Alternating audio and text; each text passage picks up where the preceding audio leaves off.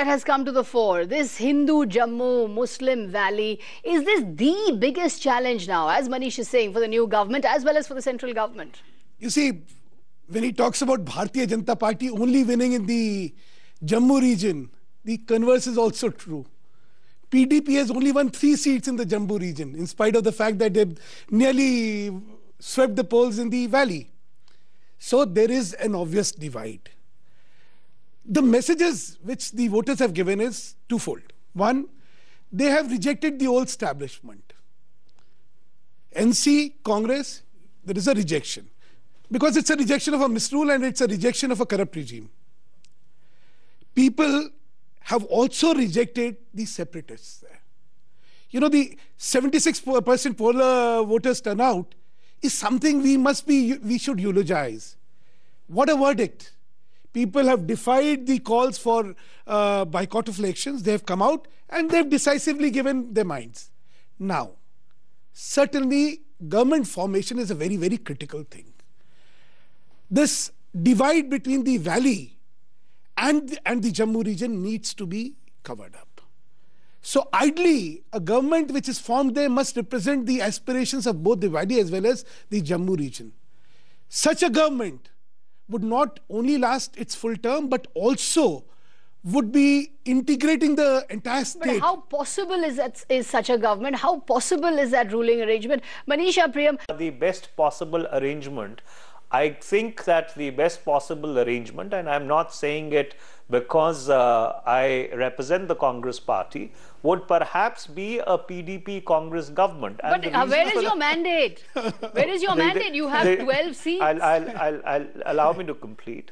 In fact, if you look at it, last time also, the Congress had 18 seats. The Congress is down to 12 seats. All that we have lost is really 5 seats. And the reason why I'm saying that a PDP Congress alliance would perhaps be the best for Jammu and Kashmir, because given the complexity of Jammu and Kashmir, given the fact that it epitomizes the idea of India, I do not think a theocratic...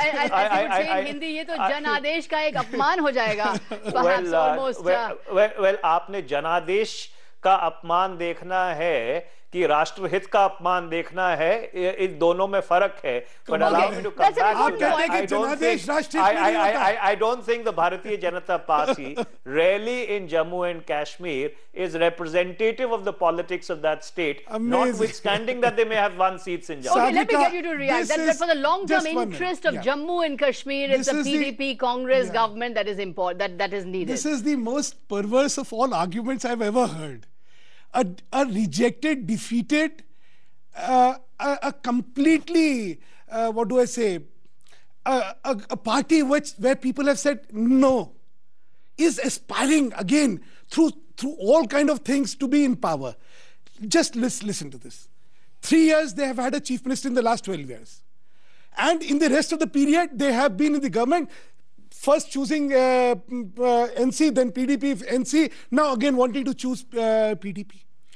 When they have been squarely and flatly rejected by people. Look, let's go by his arithmetics. 28 is what PDP has.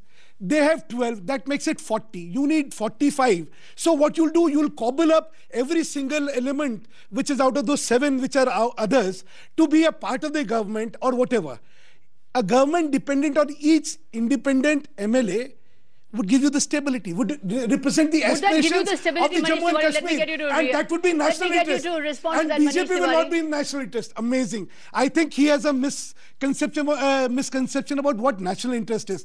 National interest in Jammu and Kashmir is you must have a stable government, a clean government, a government which is working for development, and not a corrupt government which they have always been a part of. Let me get Manish to respond to that. Manish?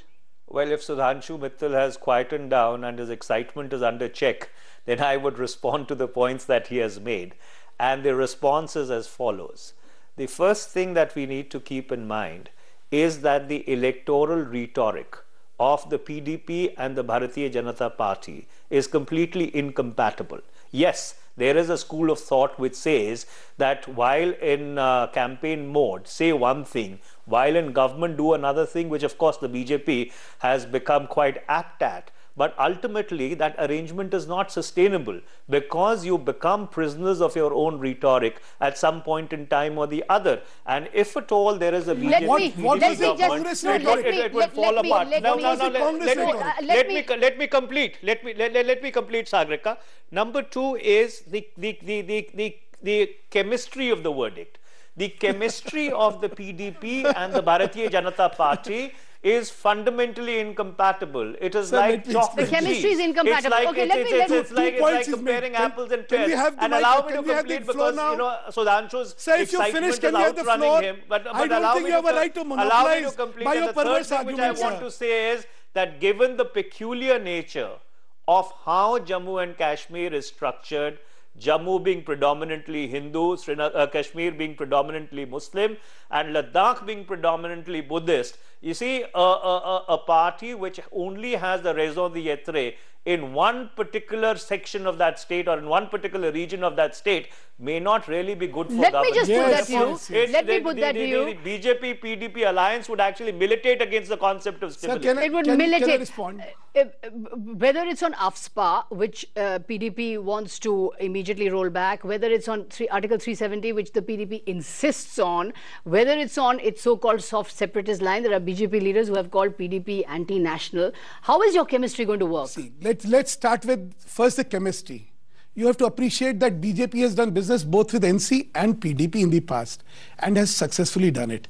So let's not talk about chemistry. Secondly, when you talk about election no, but again the same point, your local karyakartas, how will they get on with each other? I'll explain, just give me a minute. As far as electoral rhetorics which Mr. Tiwari was referring to, I don't think when he went to elections in Jammu and Kashmir, he said, no, PDP is a very good party and you should vote for PDP party. In the Lok Sabha elections, you were ahead in 51, I think 50 plus assembly segments. This time you've only made 41. So is it a disappointing result for you also? You've not scored that high. You have to understand the history of Jharkhand. It's a state where no alliance has ever been voted with majority. This is the first time. And what is the reason? There are twofold. One is the desire of the people of Jharkhand to have a stable government. What is critical is people across this country are looking for leadership they can trust. See, for leadership, there are two critical elements. You must have a dream in your eye and you must have fire in your belly. Praveen Singh of the JDU said yesterday on one of the channels that Jharkhand ki haar hui hai, Delhi ki jeet hui hai, because all the local leaders of Jharkhand have lost. Yeah. You know, whether it's Arjun Munda, whether it's Hemant Soren, whether it's Mr. Sudesh Mahato, they've all lost. But this is Babulal Marandi, the big loser. But this is a win for Delhi. He says danger of arrogance. Are you in danger of a high command culture also, and that that you are also becoming arrogant and overconfident? See, there is a saying Hindi में, सबको मालूम है जन्नत की हकीकत, लेकिन मनीष जी दिल के खुश रखने को गालिब ख्याल अच्छा है. चलिए आगे चलते हैं. No, the criticism is that you've become a result-making election machine. You've become an election factory. That Mr. Modi goes all around the world propagating Indian greatness, but then your cadres at home are doing polarization.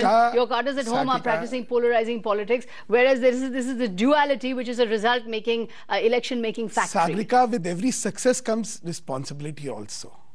And we are well aware of that. Okay. Collective responsibility. Let's give the BJP the last word. If we did not understand the politics, of the economy. Unfortunately, this government in the last 6 months has not understood the economy. Okay. And that's going to... They've not understood the politics, you've not understood the economy. They have not understood the economy, and that's going to be their actually... The government did not understand the governance, yet we could do away with the corruption which was perpetrated during the Congress. Well, Mr. The government did not understand anything. Yet the people but I think there's a warning for you, but I think there's a warning for you. As Sanjay is saying, as Manisha is saying, the time for campaigning is now over, and we're going to have to look at we are already in the process of delivering. We are already in the process of delivering. Thank you very much indeed to all my guests for joining me. That brings us to the end of this edition of Capital View. Thanks for watching.